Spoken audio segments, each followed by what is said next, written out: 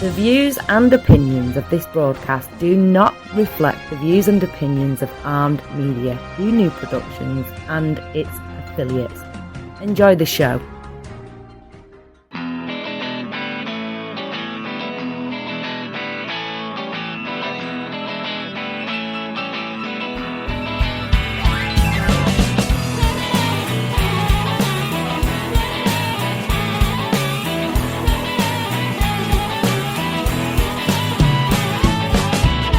Teflon Pan Man. I'm the Teflon Pan Man. Ain't nothing gonna stick on me. Hey everybody, and welcome to All You Can Eat. It's the podcast about deliciousness. I'm your host, Rob Rosenthal. Super excited to come to you this evening because I have two very special guests, superstar guests, in fact.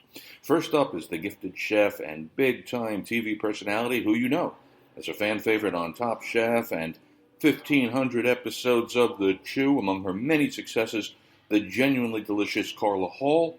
And following that, my conversation with the great globe-trotting, bizarre foods eating TV star Andrew Zimmern. Let's get right to episode 98. Thanks for coming on to All You Can Eat. Let's talk deliciousness. It's great to see you again and have you back. Where have I found you? Where in the world are you? I'm in Washington, D.C. Do you live in D.C.? Yes, I do. Yeah. Are you happy in D.C.? I'll be even happier. So, yes, I am happy. No, I'm very happy in D.C. Yeah, it's fine. I get the picture. Trust me. I'm very happy Trust here. me. I feel the same way. Let me. But you know me. I like to start in the beginning. You're from Nashville. What did you eat growing up, and who made it? I was eating. Well, Sunday supper was very much a part of growing up, and after church, my mom, my sister, and I would go to my grandmother's house in Lebanon, Tennessee, which was about 30 miles away. Right. And one of the dishes that I love from my grandmother is her cornbread. Right. I loved having her smothered pork chops, which she would start cooking right after her rolled oats early in the morning. Uh-huh. And they would just cook really slowly, and they would be fork tender and so delicious. We would have greens. I also remember my grandmother making pickles, which I love. I love a good pucker, so I love sour. So she would make pickles, but quick pickles. But then she would have tomatoes and cucumbers in white vinegar, a little bit of water, sugar and salt, with dill. And she would always peel her tomatoes. And I didn't think anything of it until I got to cooking school. And it was all about the concasse and peeling the tomatoes. Yeah, that's funny. That's funny because I cook. I'm lazy, and out by me at the farm they sell what they call what do they call them? They sell blems. They call them. They're like a big box of blemished tomatoes. And you can, and so I get them and I make tomato sauce and gazpacho and all that. But I'm too lazy to. And I'm also a graduate of professional cooking school. I'm too lazy to do the peeling, so I just kind of throw it all in. Do you think it makes a fundamental difference? No, I think that when you have a food meal, if you're making your tomato sauce and you have a food meal, the skins stay behind anyway. Anyway, yeah. But they have so much flavor in them. There's so much flavor in the stems of the tomatoes as well as the skins. Tell the folks. I know that I've asked you before, but now we're for real. So tell the folks about Nashville hot chicken. What's that, and why to be excited about it? From the Thornton family. And the lore is when this recipe came about when a woman was a scorned woman.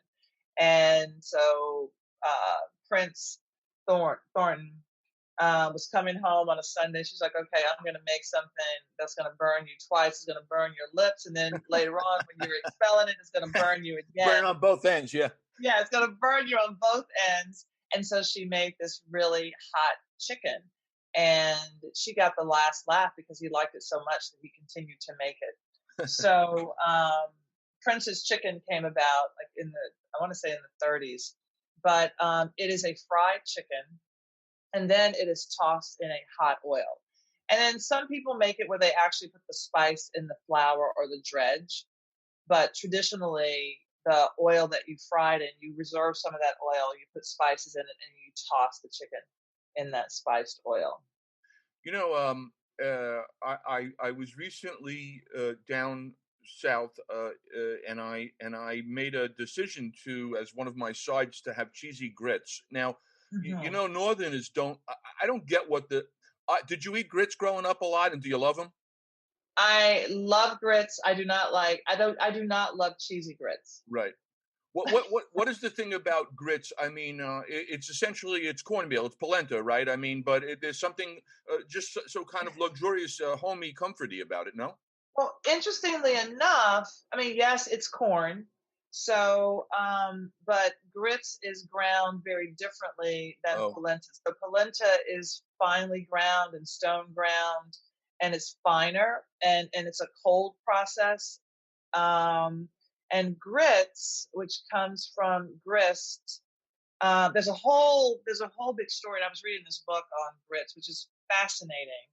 But I love grits for breakfast, and we would have sugar in our grits, sugar and butter. So we would turn it into a cereal like cream nice. of wheat or oatmeal. Right. Of course, for some people, that's like no. Um, and then you can have them savory, which I think of grits like one would think of risotto, because you can make them any way that you want. Right, right. By the way, I mean, I wasn't planning on getting into this level of specificity on breakfast foods, but I do the same thing with oatmeal. I mean, for my whole life, Yes. but my whole life, oatmeal was, you know, brown sugar, cinnamon, you know, whatever. Then all of a sudden, I discovered somehow that you could make it savory. I put in dry mustard, ancho chili powder, Ah, olive oil, whatever, and the next thing you know, with a runny fried egg on top, hello, that's a beautiful meal right there. it is beautiful. Have you ever been to the oatmeal restaurant in New York? No, I have to say no. Unfortunately, I have not. It is that's all they serve, and I love oatmeal. I could probably talk for 30 minutes straight just about oatmeal. Well, I love it. if I have a chance to get you back, we'll do 30 minutes on oatmeal. Yes. I'm a big fan too. I wrote a cookbook, and one of the first recipes in my cookbook was oatmeal brulee. I literally took the blow Oh, and I browned the sugar on top, and kids love that. Rob. Yes. Okay, you're giving me another reason for which to love you. I haven't even started. But thank you. I really and I love you back. By the way, I was on the phone a little while ago. I said I got to run off. What are you doing? I'm going to have a conversation with Carla Hall, my favorite. Tell me. So you trust me when I tell you that I love you right back. Where did Hootie Who come from? What's that about? Hootie Who is a two-part call that my husband and I do. And I did it on Top Chef, but when we were finding each other in the grocery store, when we were separated, he would go Hootie, and the other person say Who, like, here I am. Right. And then when we come in, and I didn't want to get into the particulars and let people know how weird I am, or we are, but when one person would come home, the person that's opening the door, Hootie, the other person would say Who, and then that person at the door would say Boo-doo, and it would say Boo-doo. I love it. Listen, if people were going to be honest, everybody would have some story to tell about themselves that would be like that, like our own Yes. special, languages. In fact, by the way, and again, I'm kind of deviating from what I thought would be a normal kind of stream of consciousness, question and answer thing. But I think part of the thing that makes you so special, and again, this is me, but for what it's worth, is the genuineness of it. I think that people are attracted to other people, especially in your field, especially when you're in front of a lot of people, because they sense in you an authenticity, a genuineness. So that's my little hello to you. Hello. Oh, well, thank you for that. I honestly feel like I can't take the time to present what I want you to see. I honestly, in an interview, I'm going to give you exactly what I feel in the moment. It may not be the popular thing. I will tell you when I stink. I will tell you what my fears are. And I think it's empowering for people to know that everybody has these moments, whether the highs and the lows. Yeah. And I'm not above it.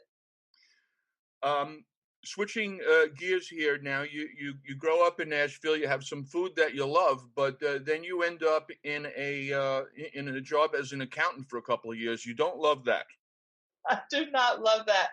You know, I loved studying accounting. I love numbers. I love puzzles. I love spreadsheets. I love the organization of it. Right. But I don't like the culture. For me, I didn't like the culture of being at a desk and just looking at a computer. Right. That I do not love. So you got kind of lucky. Well, I mean, you got lucky because you got out early. How did it become about food for you? Well, as one would do, they quit their regular good-paying accounting job, and then you go to Paris, and then you start modeling, and Nice. you know, as one would do. And it was over there that, again, the Sunday suppers. Now this time it's with models, and it's with a woman who is from Memphis, Tennessee, and it was just wonderful. And food, actually, without realizing it, saved me again, because it's the socialization that happens, Right. you know, around food and with friends and family. And so this woman, oh my God, Evans. Oh my God, why am I forgetting her first name? But she was Elaine Evans would make all of this delicious food. And I was missing home. So just coming together, and a lot of the women were Black, and they were from New York and New Jersey. So we were making buffalo wings and macaroni. That's the royal we. I was not cooking at the time. They were making buffalo wings and greens and macaroni and cheese. And then they started this conversation about how the macaroni was made in their family. And I realized I had no idea. Something that I had eaten pretty much once a week in my entire life. I had no idea. And so I started buying cookbooks, and that's when it all started. And just in thanking my friends for letting me sleep on their couch in the couch surfing arena, I just, as gratitude, I started cooking, and I just kept doing it. What are you cooking these days? What's in the fridge? Like, what do you like? So here's the thing. I'm going to ask you two pandemic lockdown related questions. The first, because I hear Paris and I think to myself, I've traveled a lot. One of the things that I miss the most over the last year is kind of being able to go somewhere. We'll get to that in a second, but it means that there's a lot more cooking at home for most all of us. What are you cooking these days? Well, in the beginning of the pandemic, we were doing a lot of air fried chicken and easy things, pastas, soup, salads. Even though it was around March, we were doing all of that. And I was baking a lot. I was baking. I wasn't making the biscuits and the banana bread and the sourdough, but I was just making. Well, I was making biscuits. I wasn't making banana bread. And I realized that I wasn't moving as much, and that's when I started that little 10-minute recess. But then my husband started working with a trainer, and I was like, okay, 2 weeks later, I'll do this too, because I was gaining so much weight, like a lot of people. So my meals, surprisingly, are very simple. And I do like 6 meals a day. Oatmeal is one. And then we eat a lot of like egg whites and fish and chicken and rice and vegetables. But it was always my challenge to change like the meals. That was the chicken, the rice, and the vegetables. I'm like, okay, I can do stir fry. Okay, I can do raw Brussels sprouts, adding citrus and herbs. And so I started talking to the people in our group. I'm like, are you eating that bad food? Can't you? You have to change it, because it's not sustainable if it's nasty. So our meals have been pretty plain, except for the holidays, but it's been really fun playing with the food and keeping it in a certain parameter. You know, it's funny that you mentioned the air fryer in there, because I gave a cooking class online last night, and one of the things I mentioned was that I am not only the Costco hoe. I'm at Costco. I was pre-pandemic. I was there once a week, and they sell two either organic or kosher chickens at a time. So I roast the chicken every single week, and I ever since I purchased my air fryer, brand irrelevant, because as long as it works, it works. Ever since I purchased my air fryer, I have not turned my oven on to roast the chicken since. I put the entire chicken in there. I'm a garlic and lemon guy with maybe some seasoned salt, and boom, an hour later, that thing is. Are you finding that also? It is so good. And Costco has really great chicken. They Yeah. have great fish. Actually, the box stores have really great chicken and fish, and I don't think people realize it's such a great deal, and it's sustainable fish too. So yes, and I got some delicious lamb from Sam's Club that was so so good, and I used the air fryer. I threw the like half of garlic cloves, the oil on it. I threw some rosemary in there, and it Right. was ready in like my chops, and I cut them in half. They were ready in 8 minutes. Yeah, I have no stake in this thing, but I love the machine. I just do. It's been really working hard.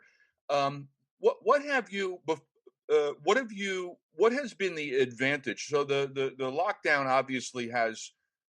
I mean, I hear about Paris. I think about restaurants and all of those people that are out of work. I don't want to get into the sad here, but what Mm-hmm. has been has there been an upside to the pandemic? Have you ever been able to do things or spend time doing other things that you might not have been able to do had we not been in this situation? I do appreciate you looking at the upside to this. I mean, if there's a downside, there's always the opposite. Good. And I think the power of the pivot, I think just creatively looking to see how you can change your status. I've had to be my own producer in terms of content that people have been asking me to do and put out. I have hustled and approached companies with the help of my really small team about finding creative ways to do content, which we've produced in house, which I would have never done.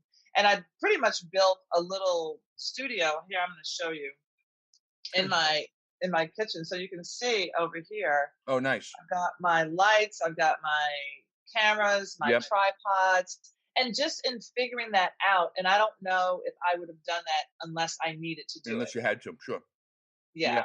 And so I've loved that. I've loved actually, and I know the Zoom calls can be an eye roll, but I've really enjoyed talking to my mom on Zoom and like cooking with her on Zoom, which I would have never done.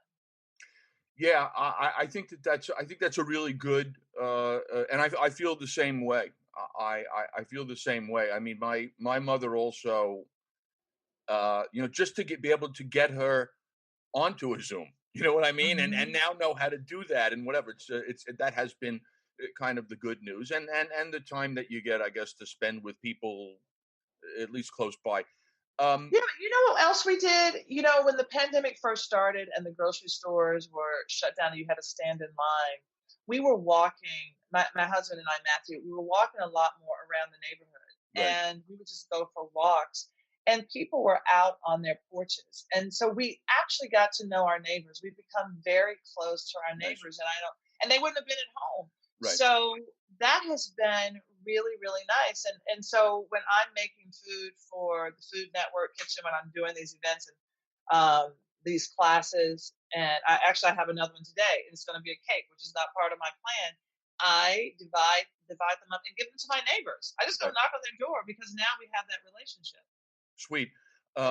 Well, that's actually a really good segue to the kind of the charity work that you're doing, because one of the uh, kind of sad realities of America at the moment has to do with how food insecurity. How many people don't Mhm. get enough food? And I know, and I've actually blasted it out through my channels that the work that you're doing with Feeding America .org. So let's take the minute to tell the folks how they might contribute to the work that you're doing with, I want to say, Gateway to Giving campaign with Chase and United Yes. Airlines. Let's go ahead and spend a minute on that.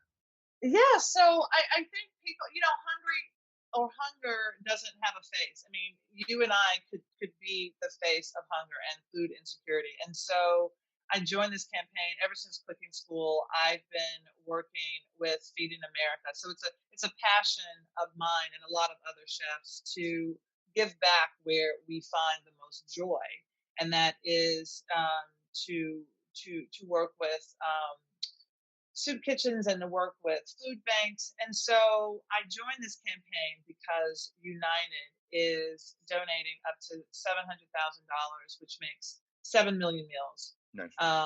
to given back to Feeding America. And so I can go into the grocery store and use my card and purchase food to donate. If you can't donate food, you can donate money. You can tell people where the food banks are in your neighborhood. So I think that there are things to do, ways to give, and ways to get involved that don't involve heavy lifting. And so for me, I've just been donating money and food.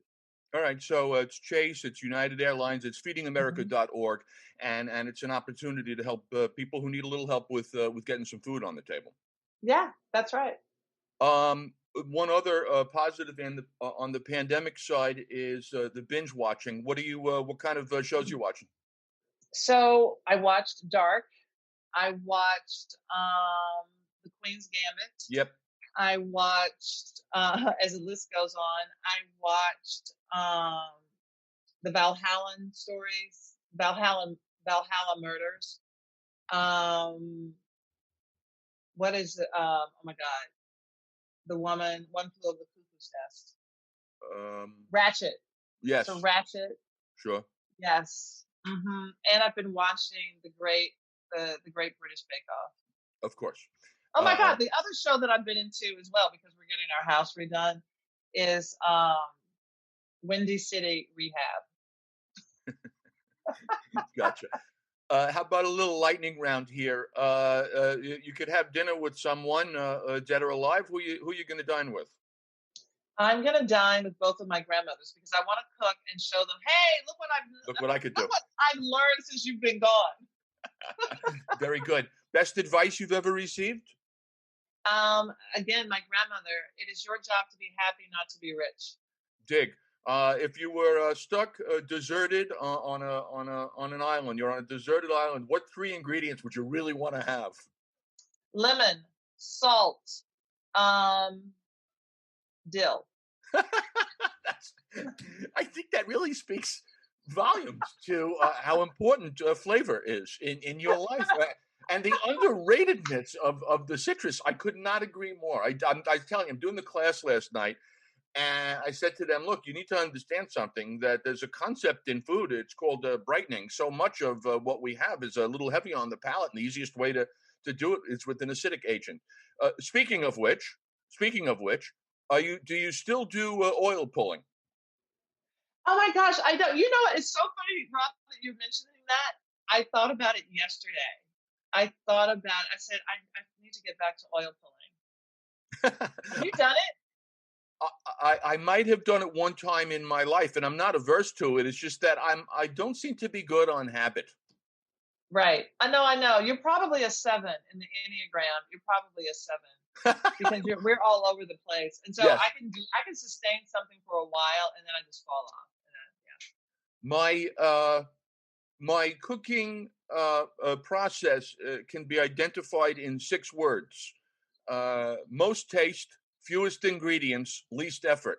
You mentioned chicken wings before, but if I said to you, Carla, we got to make something, we got to give people an idea how to get the most taste with the fewest ingredients and the least effort, what would you propose? Honestly, okay, the air fried chicken. Yeah. Would be one.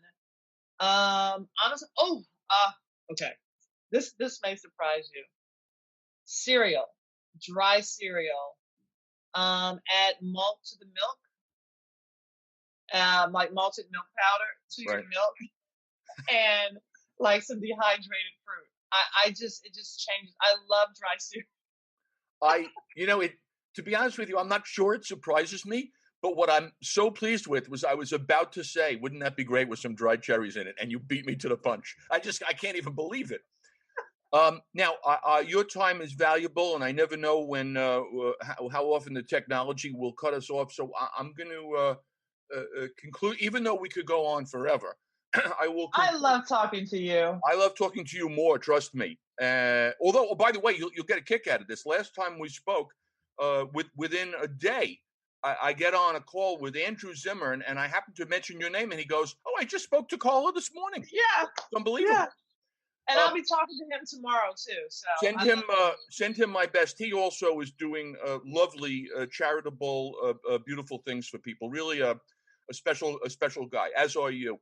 My final question I steal from my old friend Gene Siskel, and it goes like this: what do you know for sure?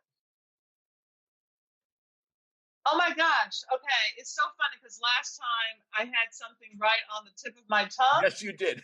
And Sorry. that was me in the moment then.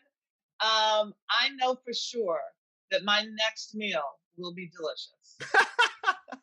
Well, as I like to conclude everything I do, life is short. Never waste a meal. Yes, and so it is. So I once again, always a treat to spend time with you. Thank you for doing this. And if you need anything, I'm easy to reach, and I'm happy to help in any way that I can. Oh, thank you so much, Rob. You are such a gem. I really appreciate it. Not as much as I appreciate you doing this, and I look forward to whenever the day comes that we can actually meet again in person. Likewise. Thank you, my dear. Have a great one. Yes, love that lady. And next up, I have enormous respect and admiration for Andrew Zimmern, whose shows I have been watching as he travels around the world. Terrific chef, personality, restaurateur, and kind of humanitarian. You know, a guy that gives back. Here's my conversation with the great Andrew Zimmern. Welcome to the All You Can Eat podcast. It's the podcast about deliciousness. Andrew Zimmern, glad to have you here with me. Good to be here. What I wanted to ask you was if it's okay to maybe, before we get right into the caretakers' Thanksgiving, that I ask you first a question about your early life, because I like to start at the beginning. And I'm sitting here in New York City. We were both born and bred. Is it okay if I ask you a question first before we get into things? Absolutely. Your show. Have at it. Bless your heart, my man. Among all the reasons to be kind of impressed by your many accomplishments, Emmy Award, Beard Award, successful TV personality, chef, entrepreneur, I think that I would say, Andrew, and I've seen your work for a lot of years, I have the greatest respect for your mental toughness. Tell the people who might not know about your early experience in New York City and how you overcame your addiction, just for people who don't know the background of where you came from. Well, thank you. I appreciate it. And thanks, Rob. I love talking about this subject, and it in a way does tie into our caregivers' Thanksgiving as well. I was blessed. I didn't see it that way at first, but I was blessed to live through several tragedies early on in my life, despite being born into a family of privilege and having a very, very lucky, fun, carefree childhood. I was, there were, just like everyone else's family, I endured some traumas that left a mark on me that I felt mistakenly could only be dealt with by devoting all of my time to drinking and drugging. And as a casual user in my teens, I became a drug addict, alcoholic, homeless, petty thief, living on the streets of New York by the time I was 28 years old. It was very much a downward trajectory. There was a long period of time in my late teens and through my 20s where I was living two lives at the same time, hyper responsibility versus hyper irresponsibility. I was making a name for myself in New York and LA on the food scene, and as a young cook and business person and restaurant manager, and at one point restaurant owner, but eventually drank and drugged my way out of all of my opportunities. With my balloon completely deflated and feeling that I was a hopeless failure in life, I checked into a Flophouse hotel in late January of 1992 and I just wanted to drink myself to death. That was the plan. And through circumstances really having nothing to do with me, I was found by friends, went to my umpteenth intervention, except this time I listened, and found myself on January 28th, 1992, entering what is now the Hazelden Betty Ford Continuum of Care in Minnesota. And despite 1,000 other days where I said, this is it, I'm going to be done drinking and drugging, that day, it actually took hold. And I got better here and loved up by the people of Minnesota. I was sprinkled with dignity and respect by the food community here in Minnesota. And I haven't found it necessary to take anything that affects me from the neck up for now, what's almost 29 years. Yeah, it's an outstanding story, and I guess if I could just follow up with one, the thing that triggered for me was that you said like the 18th or 19th intervention, and then eventually out there in Minnesota, you got to the. I'm curious if you know or if you can explain what's the difference between the first 18 times and then the 19th. You know, that when you make the the commitment. It's the most commonly asked question. Sorry about that. I observe it. No, because it's the key, right? I mean, right. If we knew exactly what it was, we could cure this devastating illness. And it is an illness. The American Medical Association declares it an illness. The American Psychiatric Association declares it an illness. It is an illness of mind and body. There is a spiritual component to this illness as well. And what they have not been able to do is to get anybody sober through medicine. Right. They have shown that treatment does work for a lot of people, which is why I'm all for mental health parity acts and mental health parity laws that allow there to be affordable residential treatment for alcoholism and drug addiction, because I think if we could do that, we'd save a lot of money in the criminal justice system, a lot of money with cops on the street, jails, prisons, and of course, prison reform. But it's the spiritual component to this thing that is so incredible. At the moment that I was really willing to give up and do anything was the moment I started to get well. Sure. And that's what's fascinating about all of these isms, right, is that we hold on to the very last. Everyone, my whole life, from the time I was 13 onwards, people suggested to me, parents, friends, counselors, teachers, grandparents, cops, lawyers, shrinks, doctors, everyone said, hey, you might want to try not doing drugs and drinking. Just step away from it for a couple of days, see how that works. And I was absolutely willing to try every suggestion thrown at me except that one. Right. And once I was actually able to try abstinence, incredibly magical things happened. The transformation for me was spiritually directed. I have been around long enough and heard enough stories to know that it was an unsuspected inner resource that I had, combined with the not religious, but the spiritual act of actually letting go, that allowed some room in my life for recovery. And I would encourage people, especially at this time of year, to seek out the myriad of online resources that are available for addicts and alcoholics, because we need to get people well in this country. Yeah, it's good and helpful. Thank you for that. Now, we can go into this. Now, in addition to the aforementioned background and your bio that I spoke about, at heart, you are a storyteller. And what it doesn't say in your bio, but I'm saying right now, is that you're a philanthropist. So tell the folks about the Caregivers Thanksgiving. Let's start with that. Well, it's funny because it does tie into the beginning of your story. I got well. People cared for me. Mm-hmm. They didn't give me money. They didn't give me things. They just treated me like a human being and treated me with dignity and respect.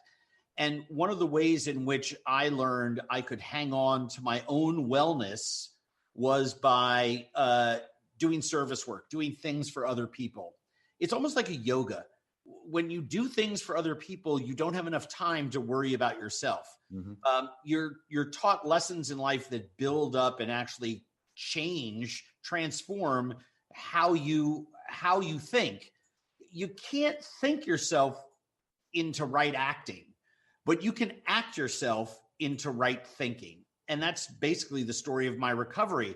So when AARP called, and by the way, an organization that does incredible work without pointing a lot of attention to themselves. Mm-hmm. They are in the number one advocate for older Americans, and most importantly, also the largest champion of those who care for those older Americans, right? Especially unpaid family caregivers, right? Because nurses and other first responders and other types of caregivers have organizations, usually professional ones, that advocate for them. But the largest number of caregivers in America are unpaid family caregivers. There are millions of them. And that number has only increased during the pandemic when the stress and strain on the rest of our caregiving, professionalized caregiving community has grown. So when AARP called and said, would you be involved in this? I jumped at the chance. Right. Because 2020 has absolutely turned our lives upside down, right? In so many ways. And this Thanksgiving is going to be like no other. It also happens to be my favorite holiday. There's no gifts. It's about gratitude, and it's all about a big meal. Right. Well, the gratitude part we can work on. We're not going to be able to have the meal the way that we wanted to before. So the opportunity for someone who spent the last 20 years professionally telling people how to cook for 30 people in their house, how to supersize everything. I'm now going to do a whole bunch of recipes and talking at AARP Presents a Caregiver's Thanksgiving, the official name, about how we downsize it, but still hang on to the magic of gratitude and how we can honor the caregivers in our communities. People can register at aarp.org/coronavirus, aarp.org/coronavirus. Good. We're going to have a presentation. We're going to be doing a lot of great conversation, taking listener and viewer Q&A, but I'm also going to be demonstrating some dishes. We have some incredible recipes for folks. And it's really a way to say thank you and to raise awareness for the invaluable work that caregivers of all ages give to our older Americans. I cared for all three of my parents the last 8 to 10 years of their lives, even flew my mother out here and bought her a house and got her sort of set up so she could be near family and those that could care for her, and cared for my dad and stepdad right up until their passing as well. So it's something that comes really naturally to me. Without, I mean, look, I'm really still quite a jerk, but if I wasn't doing this kind of work and taking the focus off of me, it scares me to think of the type of human being that I would be. I think that doing things for other people is the secret sauce to keeping yourself right-sized, and that action step of service work is what changes how we think and feel about other human beings. I was taken off of the scrap heap of life and given a umpteenth chance to make something of myself. I did. I owe it to so many people to pay that forward every which way that I can. You're very generous to call me a philanthropist. I really rely on an incredible team here at my workplace that does a lot of that work with me. And we devote a lot of our time to this type of work, and it's extremely fulfilling. So to be able to join AARP in a year where, I mean, look, there are hundreds of thousands of families that have lost a loved one this year. There are millions that have lost a job, right? Yeah. We can't travel. We can't see family like we used to. We need to be able to provide some information and some relief for people. So that's what we're doing with the Caregivers Thanksgiving. It's really great and important work. It reminds me that I had a lovely chat yesterday with Carla Hall, who is doing work for Feeding America again.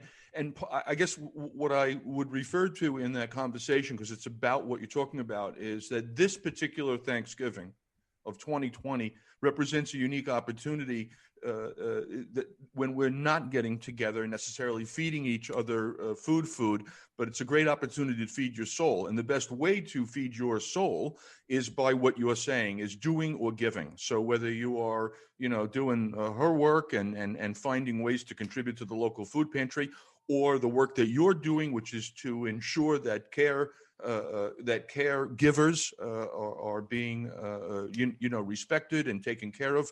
These are super important opportunities for all of us in this time to help others in need, and it's selfishly, it's what you said. It makes you feel good about your own self that you finally do have an opportunity to Sure. give back, right? Look, there's we're doing a special turkey recipe on Thursday, and I want people to tune in and see it. But whether you're cooking that yourself for your nuclear family group that's potted safely together of 2, 3, 4 people, whatever, or if you want to use these recipes to do some simple cooking and be able to go drop it by the houses of older neighbors, Sure.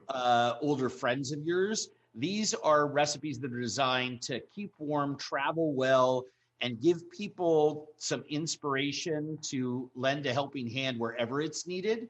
So we're raising awareness, and we're also providing a lot of tools that day, tomorrow, Thursday, so that this can everyone can get a little bit of the love and the warm hug that not only food gives, but this idea of sharing gratitude with each other. We can't gather in large groups, but we can make phone calls. We can slide cards under people's doors. Right. There are so many different things that we can do to tell people we care about them, especially in this year, one that has literally shaken our country to its core. I was actually on a call with Carla this morning, with a national organization that we both support that does work for young kids in America. I was on just literally before we started talking, was on the call with the governor's task force here in Minnesota. States all across America are announcing closures and things like that. And it's so crucial and so vital that at this daunting time in the fall of 2020, that we do the most we can to reach out to all people. We need, this is a time to be as unselfish as possible. Yeah. In fact, I was going to, in this discussion, which we'll keep positive in spite of talking about the pandemic. What I was going to say to you is this: I found myself going into March. Basically, I had been to 15 countries in the year preceding the lockdown, which pales in comparison to your, I think, 250-day a year kind of normal travel schedule. So my question to you on the positive side is do you see any kind of upside at all to the pandemic? Like, do you get to spend more time with your kid or with people that you like? What's the upside to the pandemic? Yeah, well, the upside has been, I'll just speak for myself personally. My schedule's insane. I'm overcommitted. My life has as much velocity as anybody that I know. And despite some days matching that, and it's really funny, in some weeks it's even exceeded what it was before for a variety of really unusual reasons. Right. Being home for this long has allowed me the opportunity to spend more time with my colleagues here at work, re-examine what I want to do with my home life, allowed me to do some things at home. This summer, I did more of the things that I love doing, like fishing and sailing and playing disc golf and being in the water, than I have any other summer. Nice. It's unusual. We always, everyone in the office always dreaded October and November because I would be gone 27, 28 days out of each month. because that's when everyone is having a gala or an event or something that would take me away from being home. And I almost got a pit in my stomach come August or September that, here we go. And this October and November, we've done everything virtually. I think we have 3 events that we're participating in tomorrow. Right. I've already participated in 1 today. And I've done 3 interviews for the Caregivers Thanksgiving. And then we have an event tonight for DC Central Kitchen that is, the Capitol food fight. So we're, in a sense, busier than ever, but I'm here at home and it allows me to sort of recalibrate what it is that is important to me. Before I ask you some questions about food, let me do one more in this ilk here, because you have been outspoken in terms of your political opinion. And what should be clear to anybody that's paying attention is that there are 2 Americas at this point. Do you see any chance for unification?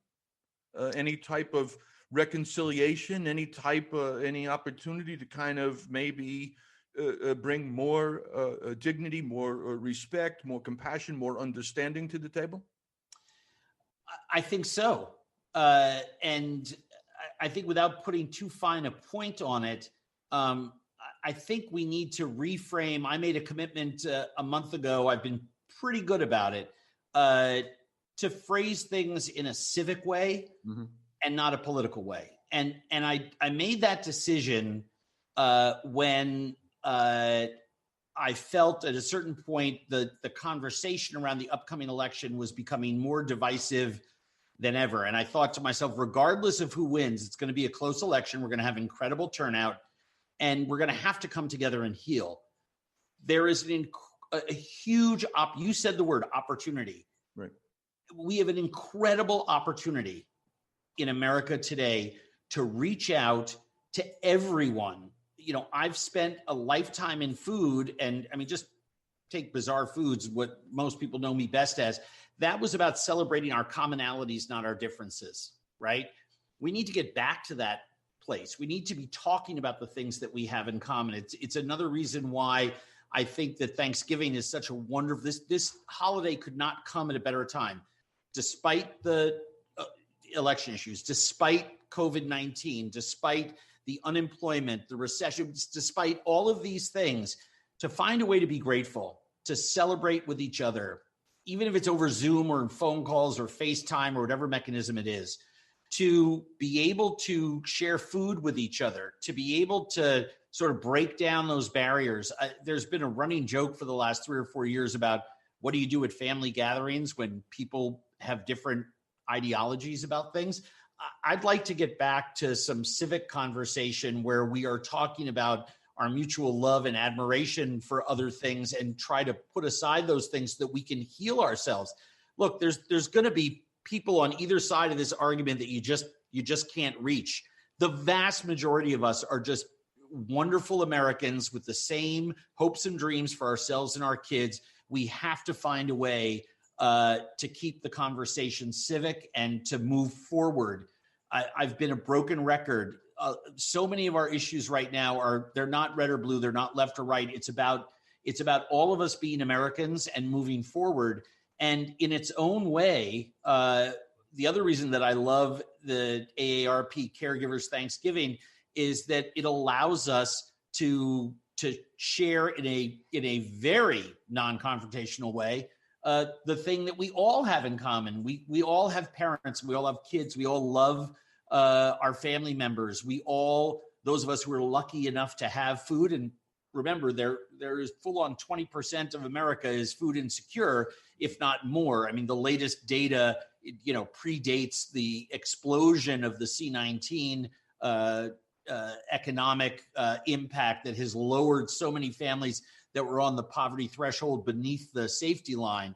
But I really, really think that coming together over food, and this is yet again another way to do that, is a problem-solving activation, which is another reason that I'm thrilled to be involved in it. Do you still love to cook? I do it every day. Absolutely. It's like a yoga. I actually, when we started talking, one of my workmates was behind me peeling some chestnuts because we're doing a bunch of stuff getting ready for the caregivers Thanksgiving. And I just sat there, with my mask on, peeling some chestnuts with her. And I turned to her and I said, wow, this is like yoga. And I'm a broken record about it, but once someone actually gave me what the dictionary definition was of yoga, I realized that, when I'm out playing the sports that I love, when I am cooking, especially, I'm not thinking about the 800 worries and concerns that I have in my brain. I've often said in interviews over the last year that I feel sorry for people that don't have a thing to tune out, to just focus on.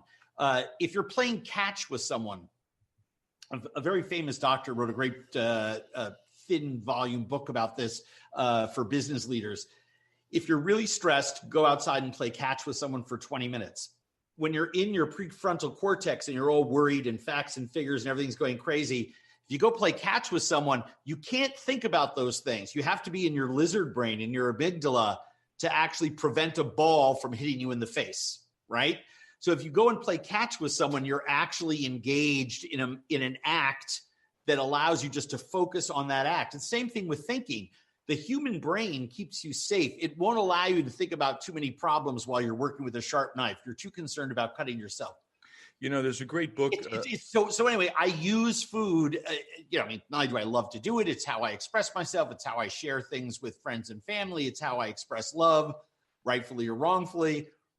But at the end of the day, I go home and I cook every single night just because. Yeah, same here. There's a great book you've reminded me of called Flow by an author with so many syllables, probably Czechoslovakian, with so many syllables in his name that I wouldn't even try to pronounce it. But the book Flow describes that moment when you are so involved in an activity that it's all that there is. It's worth reading. Speaking of books, I wrote one myself. The premise behind it was it's a cookbook, and the premise behind it I can articulate in 6 words: most taste, fewest ingredients, least effort. Right. And so with that in mind, let's apply that thinking to the Thanksgiving meal. What should we tell the people, since they're not going to maybe be as elaborate or ornate this year, how to get a great Thanksgiving meal with the most taste, fewest ingredients, and least effort? Do a turkey, do a stuffing, do a gravy, whatever it turns you on. It's why, because I know that you don't know what I'm making tomorrow. So it's amazing to me that you sort of hit the nail on the head. We've tried to keep the menu tomorrow and my recipes as simple as possible.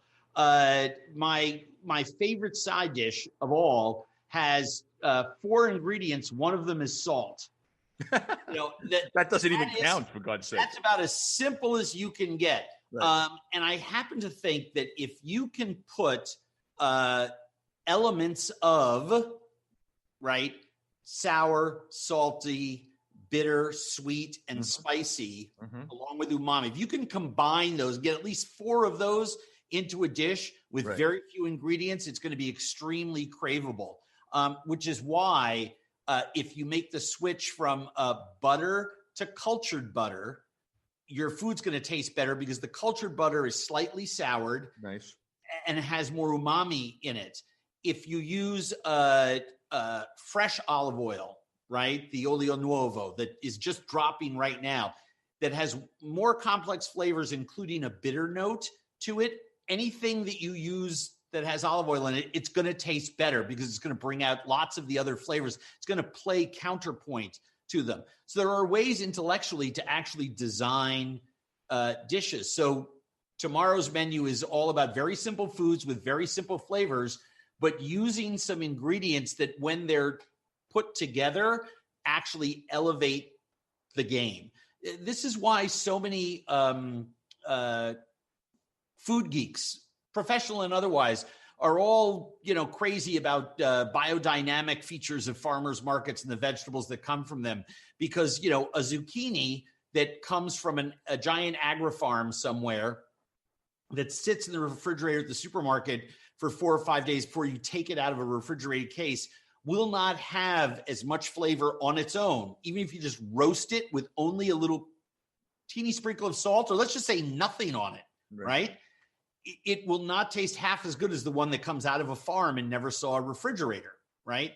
And so it's what we cook is as important as how we cook it, right? Which is why we're so insistent that while the economics of eating well have created two Americas when it comes to food, and sadly, eating well in America is a class issue, we can choose to eat more healthily, more beans and grains and greens and farinaceous foods and all of that stuff. Use less meat and choose our dollar spend more wisely so that we're getting a higher quality of ingredients, so we have more of that wholesomeness when it comes to taste.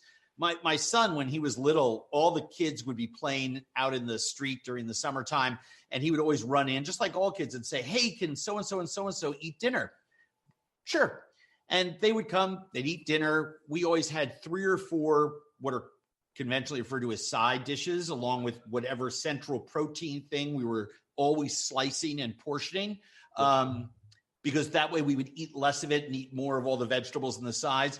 And I would get calls from all of Noah's friends' parents around 7:30, 8 o'clock at night, when typically the time that 6, 7-year-olds are being put down to bed. Right. And I would get calls from the parents saying, so what did you feed my kid? Because he came home and I was, reading him a story, and I said, how was dinner at the Zimmerns? Oh, it was great. We ate this roasted broccoli or cauliflower. It was amazing. And, we can't get our kid to eat vegetable. What are you putting in that thing? Right. And really, it was just wholesome ingredients with an eye towards craveable flavors. We're doing a great example of that with our sweet potato dish tomorrow. If you can put just a little bit of butter, something salty and fermented like fish sauce, and a little bit of sugar, and just toss that with some plain sauteed or steamed vegetables, right? You're going to diffuse those few tablespoons of fats and sugars and salts out amongst 8 to 12 portions, right? Because you always make more than you need. So you're actually eating in a very healthful way, under the limits in terms of the salt and the fat and the added sugars. Sure. But with the maximum taste. You're putting just enough magic and umami into that dish that kids can't stop eating it. Then this question is going to be odd to you because it's completely random and it's not healthy at all. But what was your favorite TV dinner growing up? Oh, it was the fried chicken one. Yeah. Because I think like everyone's, the Swanson TV dinner was a big part of my life growing up. Second favorite was Salisbury steak. I can't believe that one. Because the gravy would gelatinize, and then the gravy would crust up around the edge, and then the crust was good. Salisbury steak area, and it was. I just loved it. I begged. My parents cooked from scratch, and I had to beg them for TV dinners once a week, and I just thought it was the greatest thing in the whole world. What's so funny? The hottest thing in fried chicken right now is Korean style fried chicken with a brittle as glass, hard exterior that when you tap against it, you can actually hear it clicking. Right. That Swanson fried chicken dinner in the 60s, right? Not the one in the 70s and 80s, in the 60s, had that same quality. You would go to crunch. You would hear crunch, ripple, and shards of crust would explode everywhere. But I liked the side dish with that. And also, if I remember correctly, the chicken had the little mini apple pie dessert with it, and the corn succotash side that I liked. That was a lovely. That was the best TV dinner. Now, because you have mentioned gratitude 3 times during our conversation, allow me to express mine to you for not only today and the time that you've spent here, but for everything that you do. It's really super impressive, and I'm not. Look, I come from the same city that you do. I'm not easily impressed, but if you look around and people look up Andrew Zimmern, you can't help but see all the different things that you're involved in that give people pleasure, that give them your time, that contribute all of your generosity. Here's a quote that I love about generosity, about gratitude, Andrew. It is not joy that makes us grateful; it is gratitude that makes us joyful. So I thank you for that. And before we take off, let's remind the people one more time the website that they can go to register. aarp.org/coronavirus. They can register and tune in. Just get on that website. And we'll see them on Thursday. And I would encourage people, thank you for the kind words, Rob, and the opportunity to share with your audience. But at andrewzimmern.com, we have a partners page that does have a listing of everything that we do and get involved in, including this AARP event. So people can go to andrewzimmern.com and see the other things that we're involved in. And because we talked about recovery, there are some links there for those if you're struggling. Please reach out to another human being. Tell one other person your truth, and you might be able to save your own life. Thank you so much. I appreciate it. Thank you, too. You're a beautiful man, and wish you well. Anything I can ever do to help, feel free. You know how to find me. I appreciate that, Rob. Thank you, Jocelyn. Thanks, everyone. Thanks, you too. Andrew Zimmern, Carla Hall, thank you both. Rob Rosenthal here with you, episode 98, All You Can Eat. Back next week with more guests, more fun, more food. Until then, you need to buy a holiday present. Go grab a copy of my book. It's called Short Order Dad, One Guy's Guide to Making Food Fun and Hassle-Free. Until then, remember, life is short, so never waste a meal. I'm the Teflon Pan Man. I'm the Teflon Pan Man. Ain't nothing gonna stick on